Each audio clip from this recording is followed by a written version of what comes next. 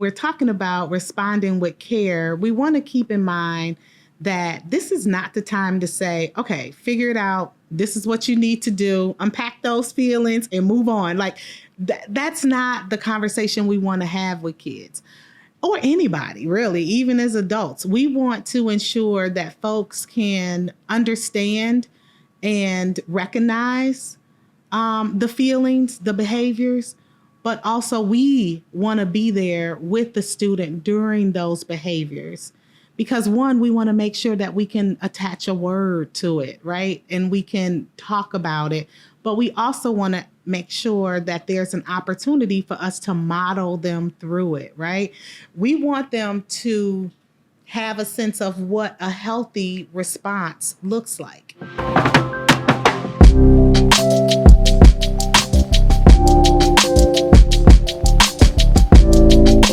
Welcome back to the Circle. Today's Circle Time Conversations is centered around feelings. So the next 4 episodes we'll be talking about big feelings and where do they come from.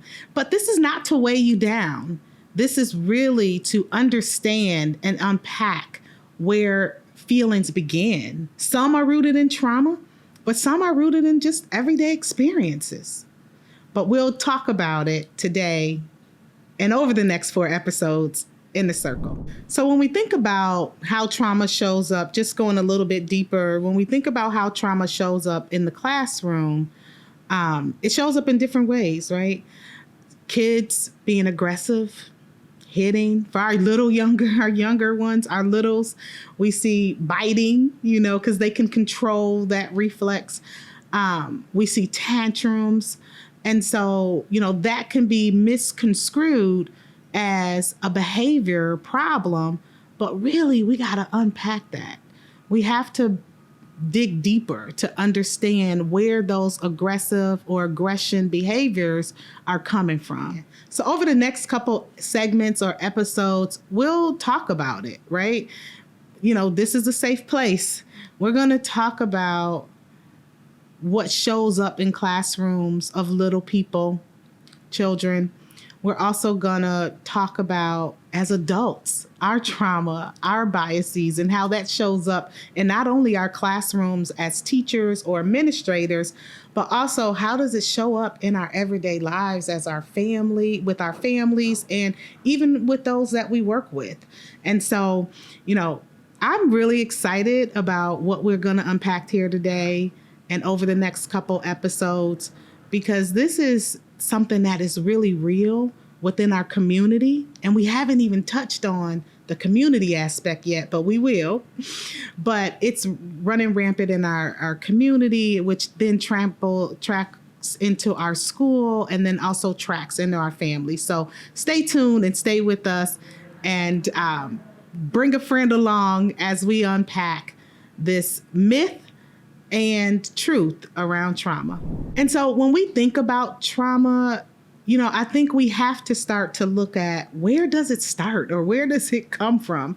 And I think most people may feel like it starts in the classroom, with the temper tantrums or with the hitting or the fighting. But, there are other things that lead up to that trauma being exposed within a classroom setting. So when we think about our young children, it could be coming to school for the very first time in a big elementary school or a big community-based organization, being separated from their caregiver or their mother or grandma, whoever was that instrumental figure in their life, and then coming into this big scary space. And so, making those changes early on as a little child could be traumatizing, right? You're going into this new place. You don't know anyone. All of the big people are around you,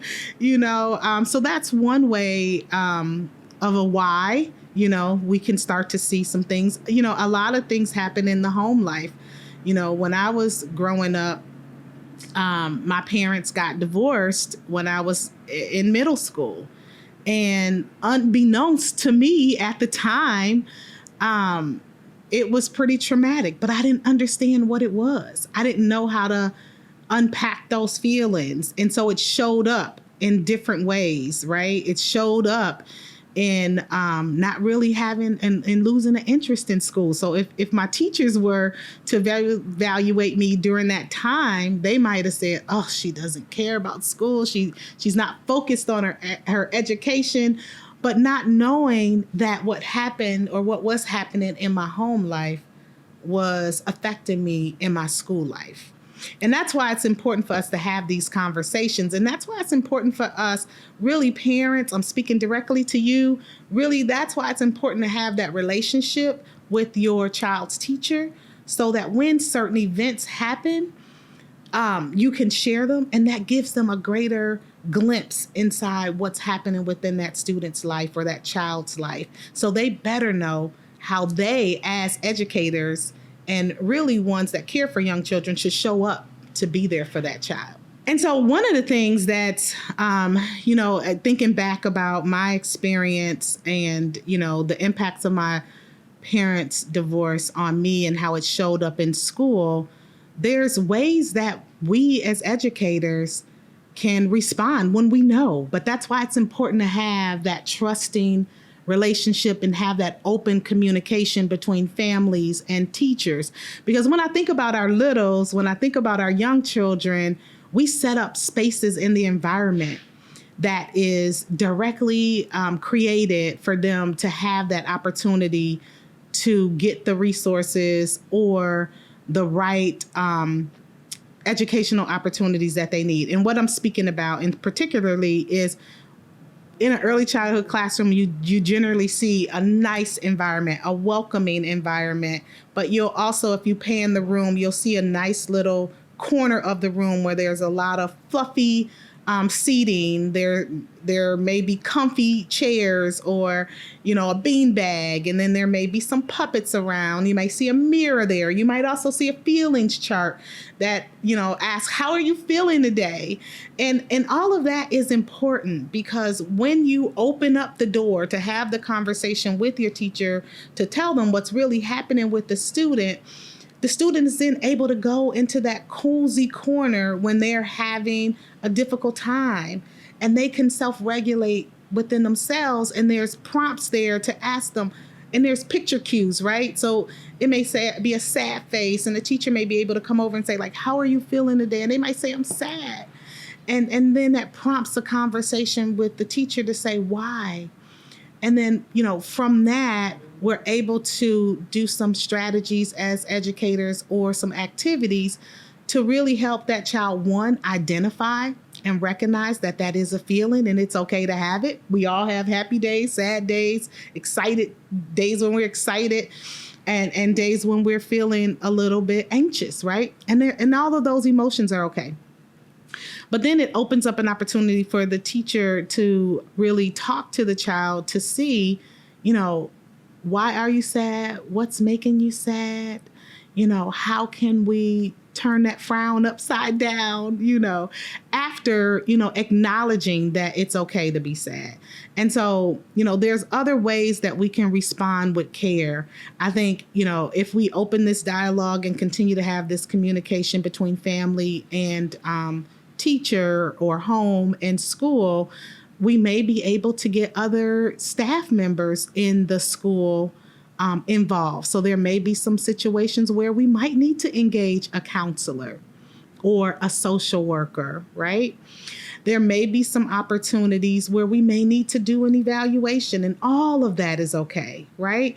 Because the purpose of knowing and recognizing trauma is to actually make sure that we have a plan in place to work towards, a solution, and really making sure that the child has what they need in order to be at peace and comfortable in school. So when we're talking about responding with care, we want to keep in mind that this is not the time to say, okay, figure it out. This is what you need to do. Unpack those feelings and move on. Like that's not the conversation we want to have with kids.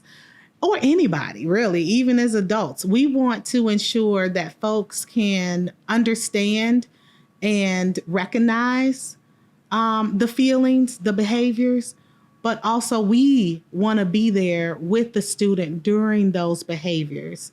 Because one, we want to make sure that we can attach a word to it, right? And we can talk about it.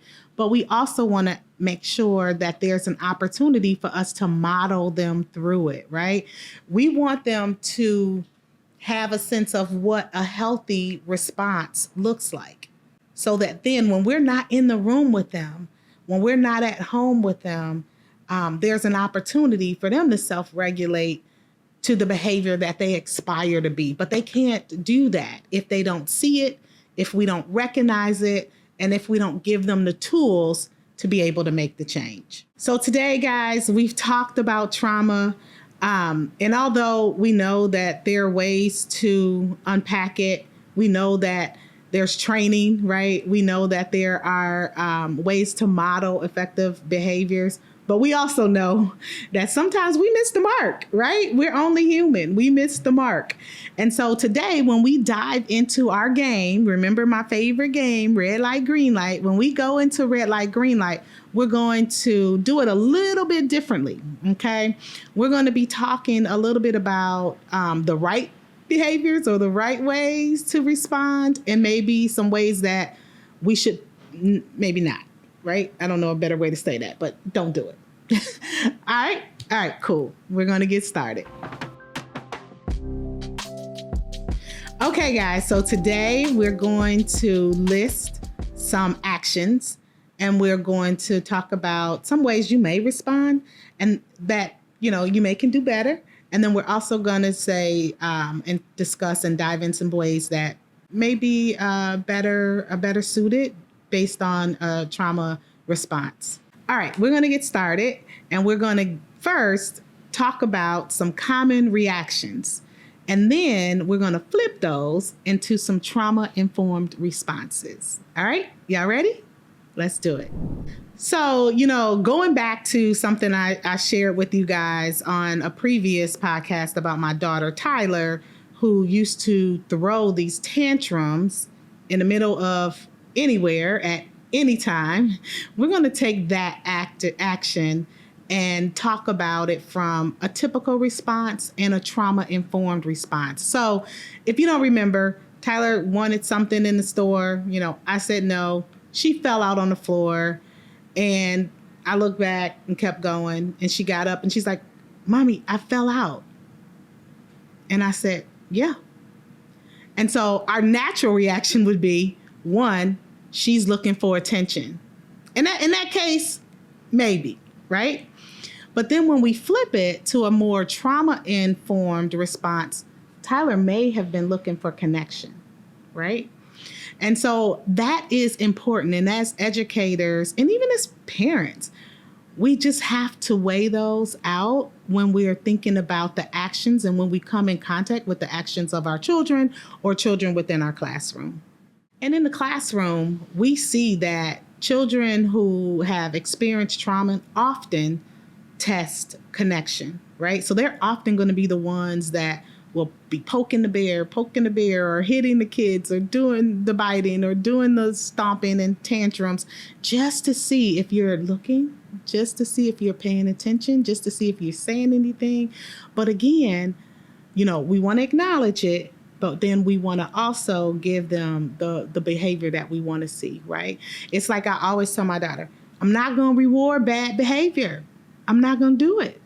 And so I want to see you, making good choices. I want to see you, and then giving her what I want to see, or giving the child who is misbehaving what we want to see. I see you yelling out at me. I see you calling my name, but I will call on you when I see you sitting the right way. Or I know you're hitting Sarah because you want something she has that, you feel like you should have. But there's a way that we talk to other children in the classroom when we want to share, or when we want to work together, or when we want to play together, and giving them the words. So that's kind of what we're unpacking and sharing and talking about today. So I know many of you who are educators and even moms or dads or grandparents, who have young children, sometimes when they don't get their way, they really throw a tantrum and they're heaving and they're crying and it's really uncontrollable and you can't even talk to them because they've just gone into another zone, right? And a natural response would be stop crying so I can talk to you. And that's not helpful, right, to the child, because if they could manage their emotions and their behaviors, they would calm down, they would settle themselves, and they would engage in conversation. But a more trauma informed response could be, let's breathe together. Let's take a moment, right? Can you count to 10? I know one thing that used to work with my daughter is counting. We used to count and we used to breathe. And so once we started counting, once we started breathing, then she was able to hear me talking to her, because up until that point, all she heard was whatever was going on in her mind and the cries that was coming out of her mouth, right? And so once we were able to settle down and I was able to get her to focus on me, through breathing, through counting, or whatever it is, right, that works, then I was able to talk about like how we should respond and what was the root of the tantrum, or what was the root of the cause for the crying. And then we were able to, talk together about how do we move forward. But we had to get to a place of calmness first. And that's very important, because life is going to throw all of us unpleasantries at some point or another, right? And we all might get frustrated, right? But as we're older, we know not to throw a fit and cry, but our body still tenses up, right? Our shoulders get tense, but we have to regulate ourselves. And so teaching a young child at that very young age of 2 and 3 how to breathe, how to get control of their body is going to be critically important for them as they move through life and maybe experience situations or instances that may cause them trauma. I remember, the next action that we typically see in classrooms is this reaction, right? So when something doesn't go the way a particular child who's going through an episode wants, they may hit, right? They may kick, they may bite. Now they know that it's not right to hit, kick, or bite someone, but at the moment, they were not able to control their body and they just reacted, right? And so a typical response would be, oh my God, they know better. They know not to hit. And then you're punishing them, or they may be punished for hitting. Where a more trauma-informed response is recognizing, right, that at that particular time, they didn't have control of their body, right? They weren't able to regulate their emotions and their limbs enough to not do that impulse, right? And so, for that, I would say, it's important to, yes, have the conversation, obviously off to the side, you kicked, you hit, you bit. Can you tell me why you did that? And let them get that out, right? Let them share what was going on in their mind, because you want to acknowledge it. You needed to get it out. You need it to come out. But then also talk about, why is it important for us not to do that? How would you feel if someone kicked, hit, or bit you? That wouldn't feel right. And so you're also allowing them to have empathy and building in empathy for someone else in the midst of helping them to understand their own emotions and feelings and actions, right? So it's not about not holding accountable, but it's one about understanding that there was a reaction because there was this heightened sense of deregulation in their body. So y'all know that was my favorite game. That's my favorite game. I love red light, green light. And we put a little twist on it, right? To talk about how do we or sometimes, what may be some natural reactions and and really thinking about how we should challenge ourselves to think more from a trauma-informed lens. And that was all great. So put in the chat, guys, if there's some other things that you're thinking about, or some other ways that we could, infuse some trauma-informed responses or practices into our home lives or into our everyday school lives. Let us know. We're going to keep this conversation going because this is such an important piece of child development, particularly for our young learners. We're going to keep this going in the next couple episodes, and we want to hear from you. So please subscribe if you haven't, but also keep the conversation going. So, there's a take-home folder. And so, and that's your homework, your action item, and your reflection, basically. So one of the takeaways that I want you to think about is what you say matter. And it's important, right? Because we don't know the impact that it's going to have on others, right?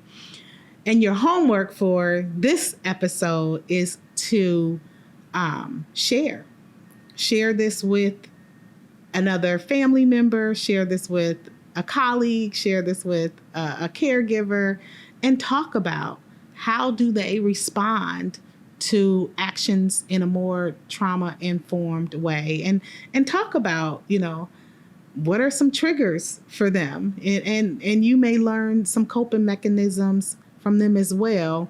But the main thing is to engage in the dialogue and keep the conversations moving around trauma. You know what conversation we're going to keep going? This one. So until next time, keep engaging in conversations and keep creating safe spaces for children. See you next time in the circle.